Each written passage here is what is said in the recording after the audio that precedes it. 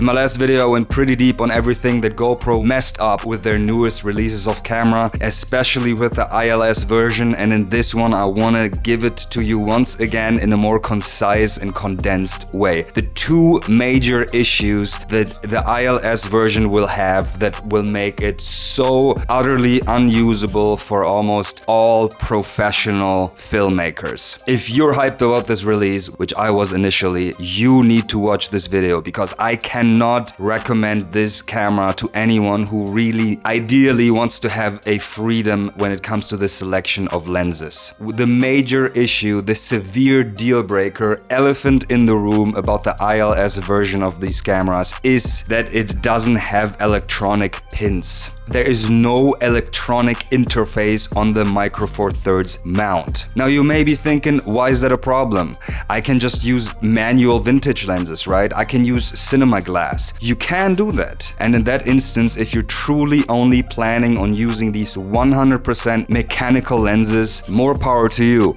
But most people, me included, do not want to be limited by purely mechanical lenses. Don't get me wrong, I know very well how to manually focus, even lenses up to f1.2 on my full frame cameras. I've learned that over the years. I was starting out on a Micro Four Thirds Panasonic GH5. I've been battle tested in that regard. But the issue is simply that some or most all somewhat modern lenses, even dating back 10 plus years, will be effectively rendered unusable without electronic contacts. The reason for that being is that, firstly, when we talk about focus-by-wire lenses, which a lot of lenses are, for example, the lens I record with right now, the Canon EF 85mm f1.2, phenomenal lens, outstanding quality, crazy shallow depth of field, focus-by-wire focus mechanism, impossible to use. Because without electronic contacts, without electricity going into the lens, rotating the focus ring will do effectively nothing. There is no manual mechanical connection to the focus mechanism over the actual focus ring. That is the case with almost every modern Micro Four Thirds lens that has actually good quality. Almost all of Panasonic's and Olympus new modern Micro Four Thirds lenses have focus by wire. And with modern, again, I mean lenses that are 10 plus years old, because at some point every camera simply has electronic contacts, even cinema cameras. Blackmagic Pocket 4K has electronic contacts. Cameras simply want to understand the lens that is attached to it. They want to have the metadata for post, for the editor and everyone involved to know what lens this actually was that was attached to the camera. I know not every lens has focus by wire, and most people prefer lenses that do not have focus by wire for manually focusing, me included. What